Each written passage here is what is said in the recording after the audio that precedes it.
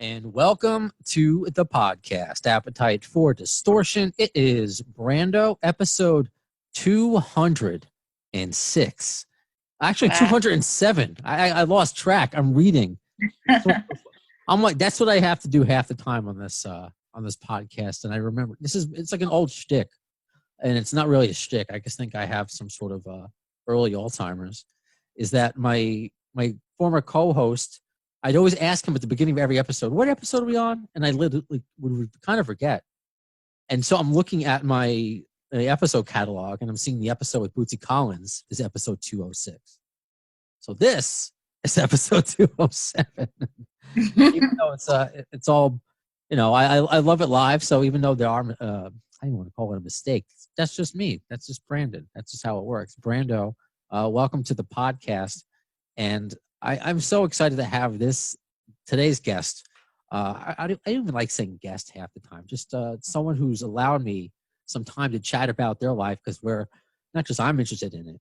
Obviously this podcast has survived, and we've gained international news with some of our interviews, including the person who helped me set up this interview, Miss Roberta Freeman, who's been on the show a few times, once by herself. And that's when we kind of bonded about both being Jewish.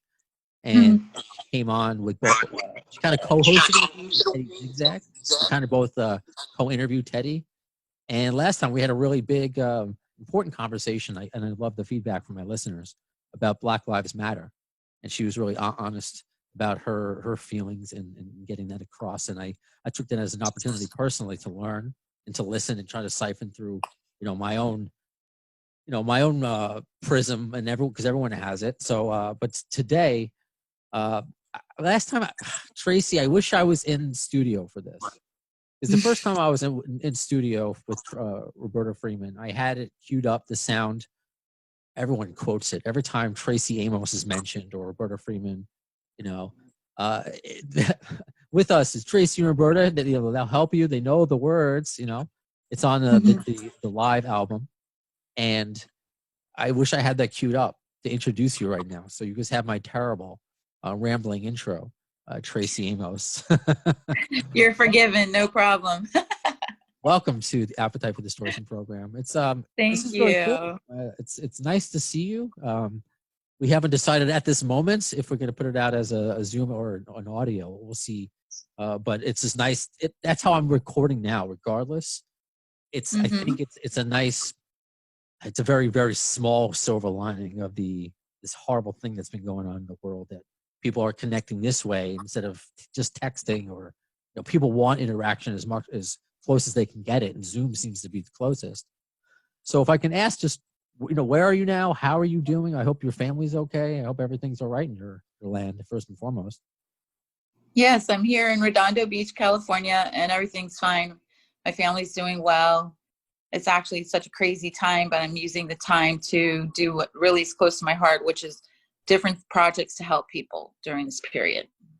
Yeah. What do you I'm focused actually on two things. One is disinfecting and hand sanitizer. There's a technology I've been working for many years actually in new technology. So it's a really incredible technology to protect surfaces and to protect hands for long periods of time. So instead of like a regular hand sanitizer that you put on and just kills, or a disinfectant that just kills germs, it actually kills for a long, long, long period of time. So up to a month on certain surfaces, 3 months on other surfaces. So that surface kills germs as they land on it after that. So I'm working on helping a lot of large corporations get those products into their hands. And the other thing I'm working on is I'm working with a group of people to help kids that are becoming basically lost in this process. A lot of them, their parents still can work, but they don't have any school to go to. A lot of problems are going on with food and with homelessness and, someone supervising kids. So we're trying to figure out plans for that as well.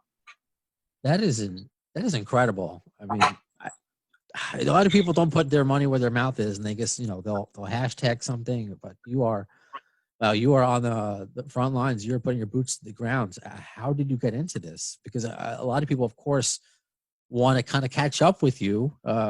We we have this, I have this Guns N' Roses centric podcast, but and I love how my listeners go along with me. It's not talking about, this guitar solo is great for an hour.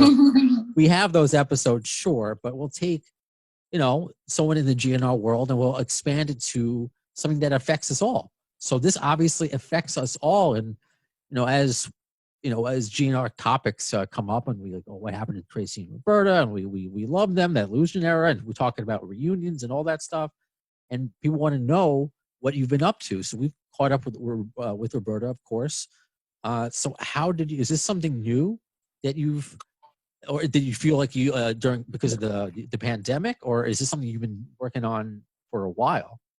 Well, basically in my life path, I would call it, I was always a musician, but when I went into becoming a musician in the very beginning, and I decided to do it as a career path and not as a musician just for myself and my family and for fun, I decided to make it as a career path because I really wanted to impact people's lives. So that's always been a precedent for me with my artistry, my songs that I write, everything I do in my life, right? And so as I grew older, I knew that after I, did a lot with music, I would want to go into the actual physical service or to open up companies that would help people or somehow participate. When I was young, I was just trying to figure it out. I knew that was in my heart, And so GNR was amazing. It opened up my eyes to so many things. Like, it wasn't just amazing to be part of that history and that amazing band, but it was amazing to see the world. It was the first time I traveled a little bit, but it was the first time I had traveled the world. And I also met my husband on that tour. And wow. I had 2 children from my husband that I met on that tour. Yeah. And so life evolved, and as the life journey, evolved, like you said, my purpose. Yeah. Oh, wow. That's beautiful. I mean, I'm going to ask again at the end, is there what specific sites can we go to that we can want to participate? Because, we have a great community of fans, and it's not just, again, the music, it's the people who want to help out. So I'll ask again at the end, but where, can you point us in the right direction of where we can go right now to help or to learn? Yeah, you can go to servicemed.com to learn about the disinfectants. That's servismed.us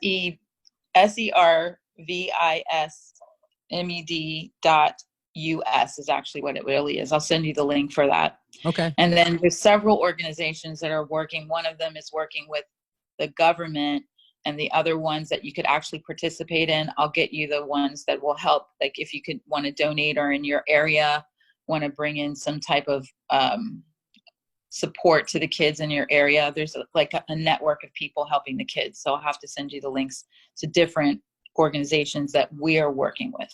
Well, great. And I'll put those on social media. Absolutely. Put links in the episode summary and all that fun stuff. So that kind of leads me to think, do you love Axl tweeting about, wearing your mask and we don't have to go too political, but, since you're so involved, do you like seeing people? It's a conversation I know that's been had over and over again. People, whether it's one side, like it's Ted Nugent, or if it's Axl Rose, or it's Bruce Springsteen, or if it's the guy from Trapped that apparently just sold 600 copies of the new record. Good. I don't know. You're using your platform, which is great, but you're also not out there, it seems. I'm thinking about using it more. And when I think about people using their platforms, like that's such a good question. I really am one of the type of people. Some people say I'm a musician, or I'm famous, or I'm whatever. I'm a sports, professional, and they say, I'm not a role model. But I really believe, role model or not, you are in an influential position, and with that benefit and that platform, you really should do as much as you can with social change. I've been doing it more on the back side of everything, because I had kids and I was raising my kids, and I was getting into understanding all these things and working on all these things. Now my kids are grown and I'm ready to go. So you'll be seeing more out there about it with my face on it. But I've been just active, as a person doing it. more than on a platform. But I think when anyone, when people use their platforms just to incite, I don't like that. But when people use their platforms to teach or enhance and bring awareness, like what Duff was doing, I really appreciate that. Agreed. Do you ever reach out to Duff or any of the older guys, and whether it's, we don't have to necessarily say reminisce about, like, I'm sure you all are enough reminiscing because you get asked that in interviews all the time, but just to talk about, you know, because I've interviewed Susan, his wife, a few times, and she, that my whole family is wonderful before the pandemic with the Special Olympics. So is that a conversation? Because obviously he has a massive platform as well. Yes, I've not talked to, the only person I've seen since the Guns N' Roses days and stayed in touch with has been Roberta, and I've run into Slash a couple times. I ran into Matt one time, and that's it. Yeah. All right. So it's more like we happen to be in the same place at the same time when it came to Slash and Matt, and then with Roberta we stayed in touch. Is that just kind of life, like this life happening? You know, because everyone is. I think it's also because I didn't focus on staying more in the music industry. What I did was I did a lot of commercials, and I wrote and sang for like the Rugrats and things like that. Like I did a lot of behind the movies work, you know, and then I put out my own album, and I did, you know, well with that, and I did a little couple specials and blah blah blah. But then I started working in nonprofits and for-profits for change, where Roberta and the rest of them, they just continued down working and focusing on music. So I think that's probably why I'm not as in touch as I could be or was. That makes sense, because those are worlds that exist, and even if they're not in direct contact. I mean, when I've spoken to Roberta, or when I was fortunate enough to interview Gilby, it's like, they're not working together, but they're in the kind of the same circuits. So they, you know. Exactly. That's why. Exactly. You missed that? Is that something you want to get back to? Like, is there an update? What was the last time you performed? I guess, is that a fair question? Yeah, the last time I performed was per my album. When I put out my album, I did a small tour. Who Are We Really? This was the album. And then I write songs all the time. I've been in the studio very often. I'm always recording. I just love writing and doing music just because. And so, like I said, I've written for different different movies and things like that. As far as the future, I want to do at least 2 more albums coming up soon. I have all this material that I've been working on, and I really feel like getting back out there. I miss it a lot. Actually, being on stage is one of my favorite places in the world. Before I nothing ask quite about, like it. I would like to say I know, but I've only had a few moments of going on stage as a stupid radio DJ, but nothing like, that's nothing. That's nothing compared to you seeing the world. No, it's super great what you do. It's cool, but still, you know, I'm obviously in radio talking about being a rock star. So I'm not going to deny my rock star dreams are still there. I just don't have the talent. It is what it is. Before I ask about maybe some of your great experiences with GNR, I have to ask this too. What Rugrats? I didn't know this. What did you do with Rugrats? I love the Rugrats in Paris. The Rugrats in Paris movie. Wow. Okay. I saw that. Yeah. I've seen the movie. Not in a long time, but I've seen it. That's great. Yeah, I sang a couple songs in that, and I was part of the group of people that was helping to get the music together. So, how did that come about? Sorry, I'm a cartoon guy, and I maybe I'm the only one who cares about Rugrats, but I'm curious. Also the Wild Thornberries, if you like cartoons. Yes. Nigel, I'm Nigel Thornberry. My brothers will laugh at that if they. It was so fun.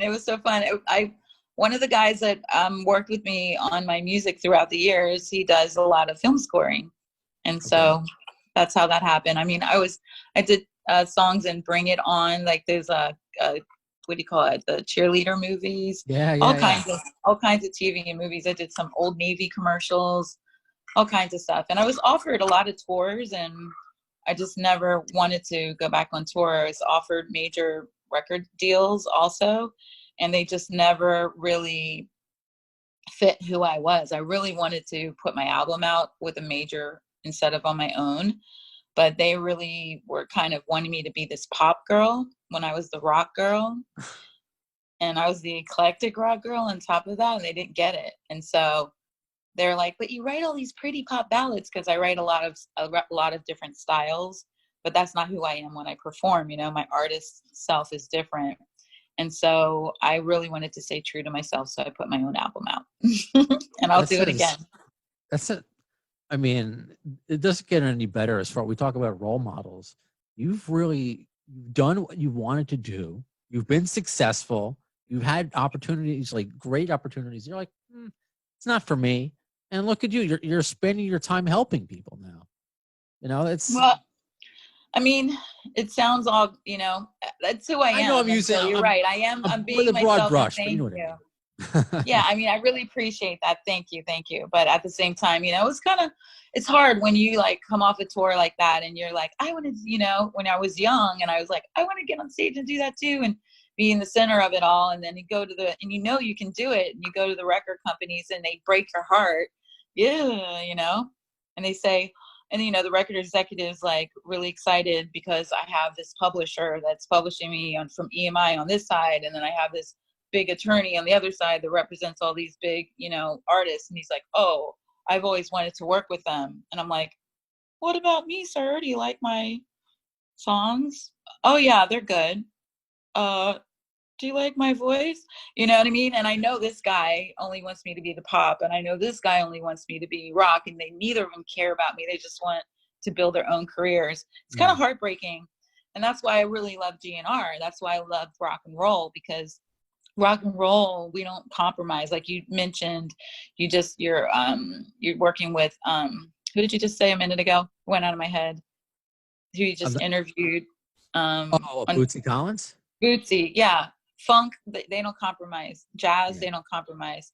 So that's me. Like that's who I am in my blood. I'm jazz, funk, rock. You know, and we just got to do what our heart says, or we are not able to like really be happy, you know. So I really don't have much choice but to go with my own soul.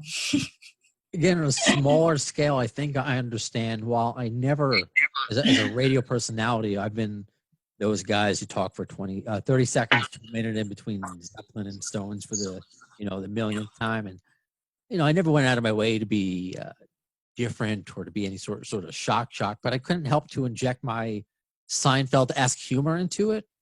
And no one else sounded like that.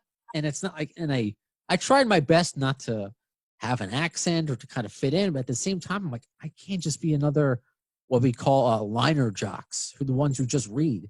I'm like, that's not going to be me. No. So this podcast is kind of giving me, and it's very odd.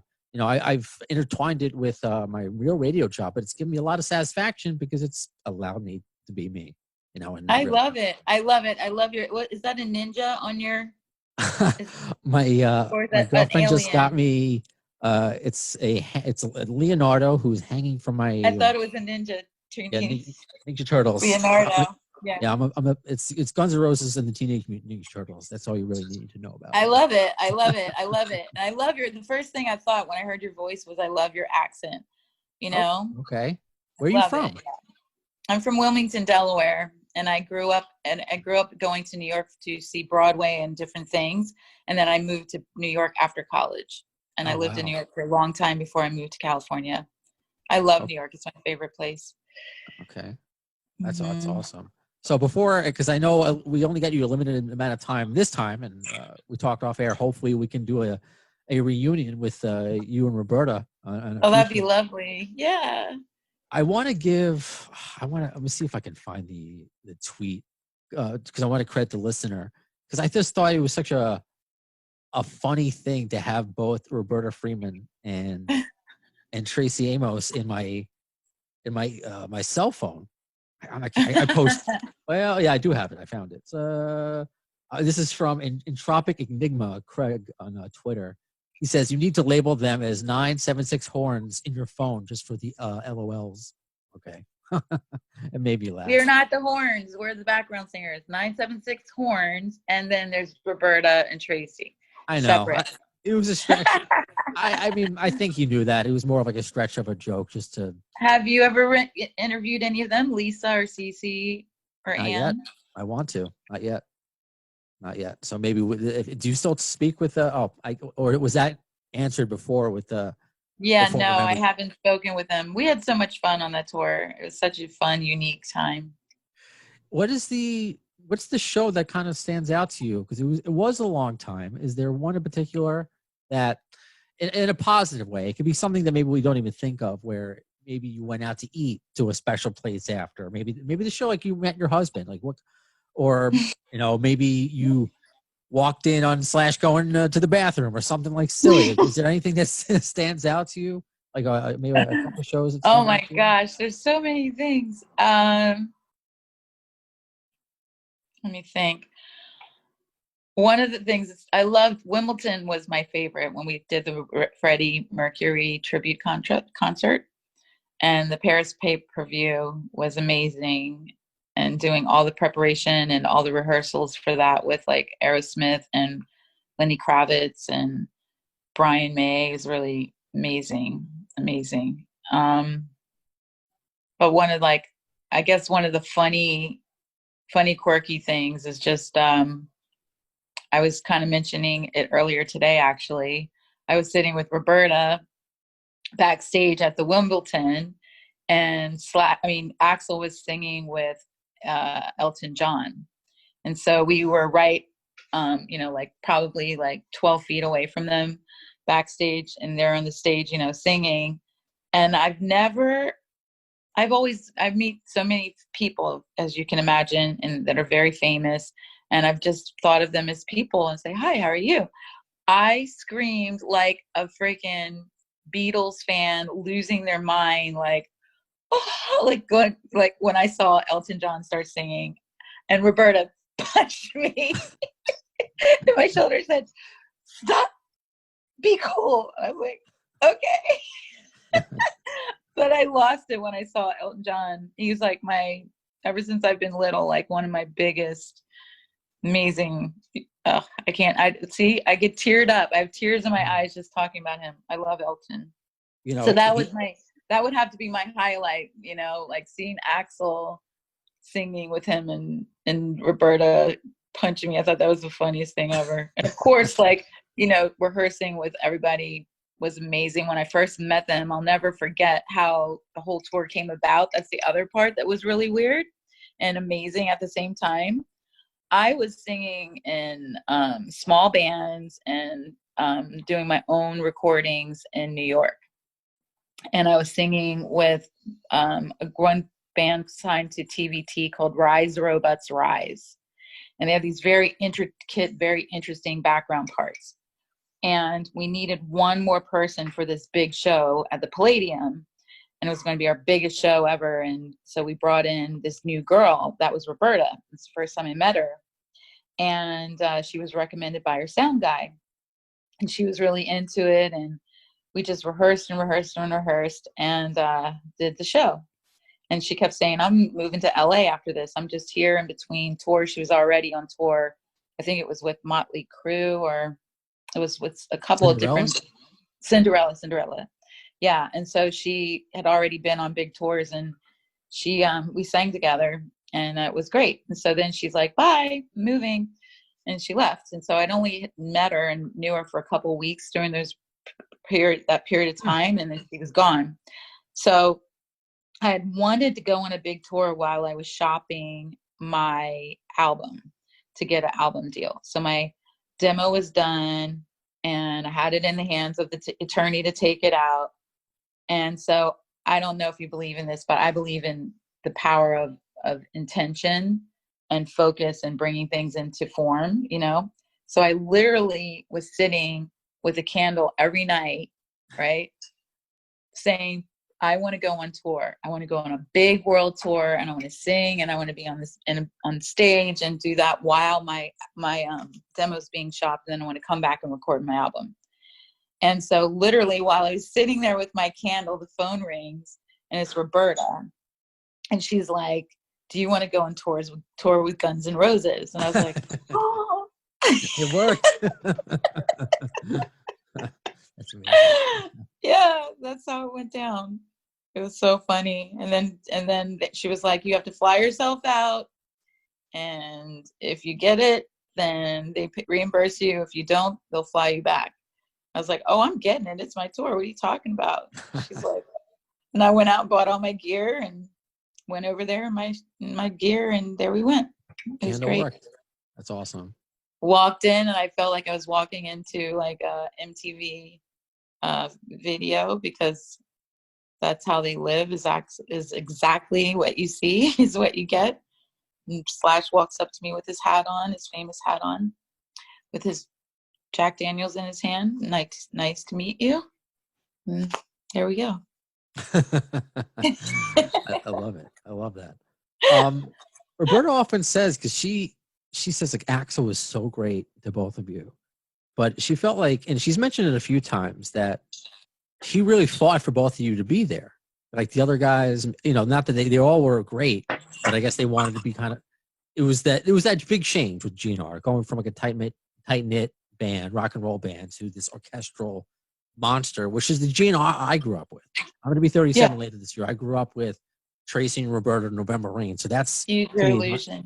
That's my GNR. To also give them a plug, I guess, mygnrforum.com. I don't know if that came from me. Did you ever get that sense? How did you like feel on tour? That you were, a part of the band, or how were you, I guess, treated on tour? Well, the way it was is Axel wanted us, right? It was part of his vision, right, to have this, add the horns and add the background vocals. The rest of the band, they were like, no, they didn't want us.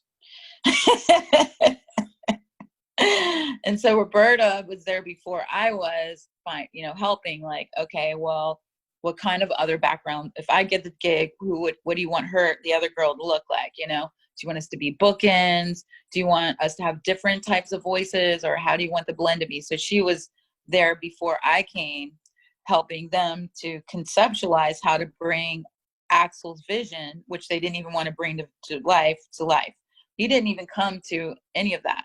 That was Roberta with the band, and then it was me and Roberta with the band, and then he came after the horns were there, after the girls were there, to give his thumbs up or his thumbs down, and he gave us a thumbs up. But he basically was like, this is what I want, you guys put it together, whether you like it or not. That's what I like, Wow. And so it seems like a gladiator moment, thumbs up. It was a kind of a love-hate relationship, honestly, on the tour. A bit, there was a bit of a, we're costing more money, we're costing more hotel rooms, and they're girls and they're asking for stuff, that the roadies don't ask for, because they're not roadies. And things like that. Like, they had us in these heels that were like this high on a ramp that was not designed for background singers like this. It was designed like this for them to run around, right? So it's like this, and we're in heels, so we're like in a slant, ready to fall into the stage. And they're like, well, we want you wearing those heels. And I was like, well, do you want us to fall off the stage in the middle of the show and you have a lawsuit? Like, it was like always a little bit of a tug of war in the beginning until we got it straight.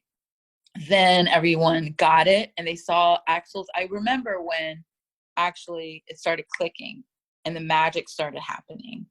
And when the magic started happening and the band started seeing and understanding Axel's vision, and not just seeing us as like an annoying addition to their, taking away from their authentic rawness, when that magic started happening, the rapport changed.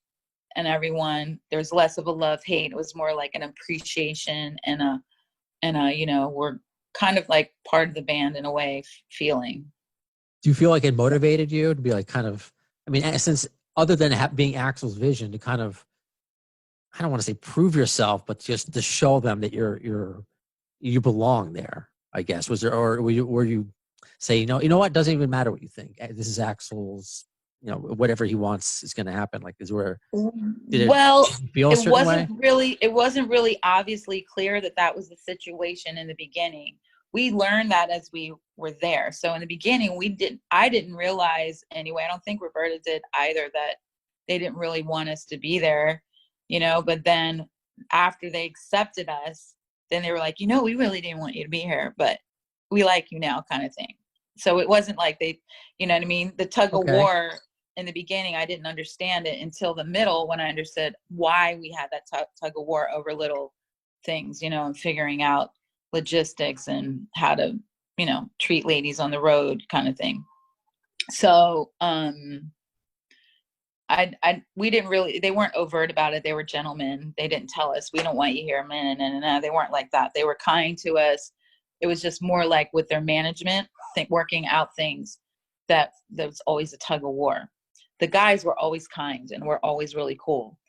But Axel, it was his vision. And then as we were there and it started clicking and they started seeing the vision and they started getting used to us and started really opening and communicating with us, that's when we realized that we really weren't invited in the beginning by everyone. We were demanded by Axel, but then it started becoming part of who they were. And Use Your Illusion, that's how it is with music. I find I've been in several different types of relationships in music, like with different producers, being a producer, helping different artists with their music, being produced by people that don't get me as an artist, singing in background for a lot of different people in different situations where you can't just push your vision, because then the music will be a discombobulated group of visions. It has to come to a cohesive magic.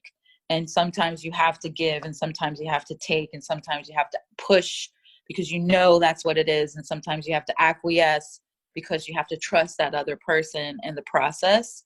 So what I'm speaking about is the natural musical process that always happens when you're creating, especially something as powerful and magical as Use Your Illusion and the tour. It's just a natural part of the process, and you don't often know what's going on while it's going on. I was just like, wow, I'm here. They're amazing. I'm going to get down and have the best time and just be my full self on stage. So I just wanted to give my full artist, self to help do what they wanted me to do. I wanted my voice to create and my movements on stage to create, what they were expressing. So I kind of just delved my whole self into their music so that I would become a part of it. It would be inside of me while I was doing it. I feel all of that. Yeah. I like all of that. I'm sure, I mean, you said a lot of insane, I can't believe this is happening to me stories, whether it's like a candle giving you Guns N' Roses or, just Slash showing up in his top hat like it's a cartoon. Is anything compared to that Venezuela show?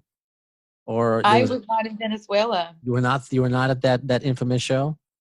There was a period I was not on tour for 1 month. I had a falling out for like 1 month over pay, actually. Okay. And that's when they went to South America. So you missed that. Oh, wow. Yeah, I missed that. My husband, my ex-husband, but my husband was on that part of the tour. So I know about it, but I wasn't there. Oh, I can't. What was going through your mind? Like, were you kind of worried about your friends and I don't know if he was your boyfriend at the time or husband at the time, but that's got to be crazy. Like, I could have been there, and you see like a military coup go into the country. That must have been, I don't know. That seems like an otherworldly.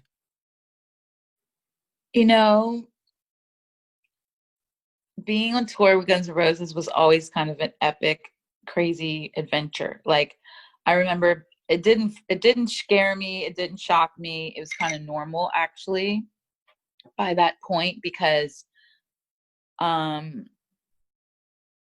we were backstage a lot of times when Axel was late getting to the venue. And they were telling us, if a riot breaks out, this is where you run to, and this is where the cars are. Have your stuff packed. Be prepared, for, craziness, So always kind of like that. How often would that happen? every show they would say be prepared for a riot? Not every show, but I can remember at least 4 or 5 times vividly. Mm-hmm. Do you know, was there ever like a specific, I guess, for what you remember, or if you feel like sharing that why he was late during that time Well, period? actually, yeah. I remember it now. So it only happened like 4 or 5 times in the beginning because the head of our of the crew sat down with Axel and explained to him what happens when he's late. And once he realized that, they're all gentlemen, actually. Every single guy in the band is an astute gentleman. I've heard they're nothing wild. but that. They're wild, but they're rock and roll, but they're gentlemen. And so when Axel realized, what his lateness was causing, he wasn't late anymore. But he was basically what I would say would cause it is different things, a variety of different things.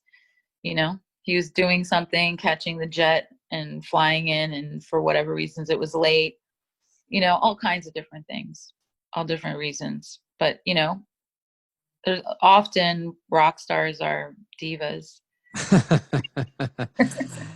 and that's normal. Yeah, I'm always late. Okay, so I can't. I was really just say about to say that. that. My allergist, I have to get out now. I have to get because of quarantine. Since I'm now stuck with my 3 cats, or my girlfriend's 3 cats. Well, they're mine. I love them. I'm not going to pretend that I don't. But I'm allergic, so I have to get allergy shots once a week, and it's 2 minutes from my house, and I still am late. So it's no judgment. It's just I keep hoping that the rumor of Axel watching, speaking of Teenage Mutant Ninja Turtles, I keep hoping that rumor of him being late because of he was watching Ninja Turtles 2 is true. Just because that would make me love him more. It could be. I don't know what music. I don't know if he was into what he was into when it comes to that part. But okay. And speaking of, because I've heard nothing but from Roberta and former and even current members who I've had on the show that say nothing but you could tell it's genuine. It's not just like, oh, he's a great person. Like they're falling in line. You can see that. When Gilby talks about Axel or Roberta talks about Axel or Duff, I can see that there's these are great people. If we all have, I don't even want to call them faults, just everyday life shit happens. They just happen to have it happen on a grand scale. So this I want to use this opportunity to ask you, and it's based upon a little bit of my previous conversation with Roberta Freeman. Thankfully, they banned the Confederate flag from a lot of places like NASCAR, and I guess it could be, progress. I'm ignorant to it. I just grew up with thinking like and I'm a Northerner. I'm a New Yorker. I was like Dukes of Hazzard. I'm like, I don't know. It's a Southern thing. I had no idea how bad it was. I look back, like there are clips of like the Golden Girl episodes about this, and I'm obviously using just pop culture. I had no idea how offensive it was.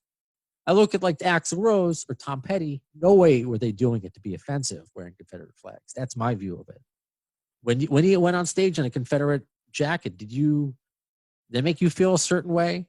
Because I asked her about 1 in a million, and something that I have to learn. Maybe just using that word in a poetic way doesn't make it okay. So I don't know if you have any. I know it's a big transition of questions as far as depth, but I don't know if you, given everything that you work on, something tells me that you're passionate about this stuff. Am I wrong? Yeah, no, I'm very, very, very passionate about it. But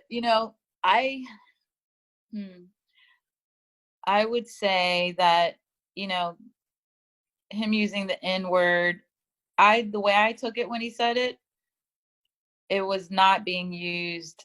It was using in the context of how he was saying it. He wasn't using it in a way that was defaming Black people.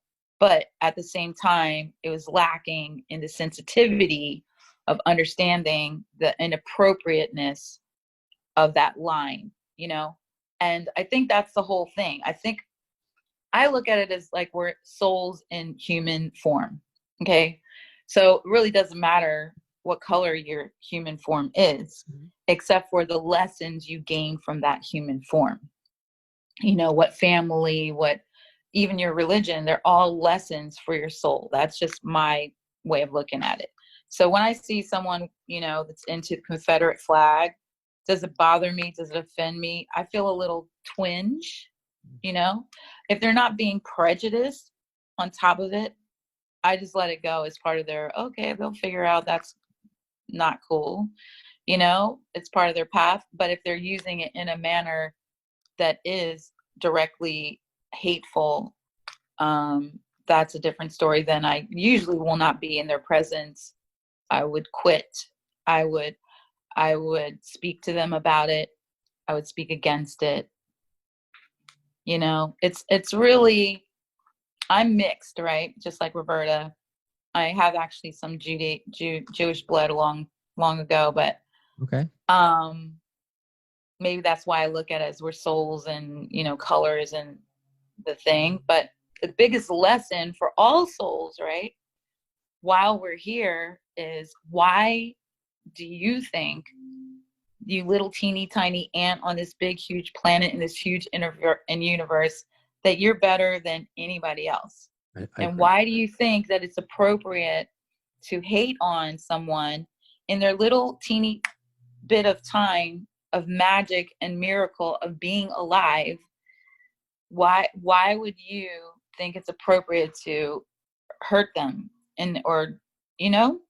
I just think that it's an illness in humanity. I really think racism, and it's on all sides. It's not just whites and against blacks or blacks against whites. It's in every society and all across the world in every way. Just people just want to be better than someone else or think someone's less than them. It's judgment. It's just judging in a way that puts you in a better position than someone else. And I just think that that's the whole lesson. We're not in the position to do that. It's inappropriate, it's hurtful, and it has to stop. Period. Well said. And I agree with you, where I think about this a lot. And this is how I feel, before I even got into radio, as I try to, growing up. I say I am Jewish. I was bar mitzvahed, but am I religious? No. I mean, obviously, I'm covered in tattoos. So it's like still and in today's political climate, I mean, I'm a nothing. I just try to vote for good people. I do my best to do that. But we're just a very arrogant species. Like you're right. We're here for such a blip. I think it was Neil deGrasse Tyson that said, like, our period of time is like the last second on like a calendar. Like if you just look at a calendar, we're like at the very end, December, and it's like we're here for such a blip. And like to think that our lives matter because, this is our lives. This is what our consciousness tells us. But to think that one person is really better than the other and based upon skin color or class, it's a waste of time. I try not to judge people based upon the music they listen to. That's hard enough. So I don't want. Me too. Well, you are extremely intelligent. I need to tell you that. I mean, I am. Well, yeah, we spoke briefly before the interview, but a lot of this I learned as we were going. I'm kind of blown away, by the work that you're doing now and all the stuff that's to come in the future. So I want to keep in touch with you and see what's going on, because I'm excited to see. And I know my listeners are excited what you're up to and how we can help. You're talking about important things, and in addition, just music, because we're all bored. we need stuff to listen to. We need ways to escape. I'll send you links.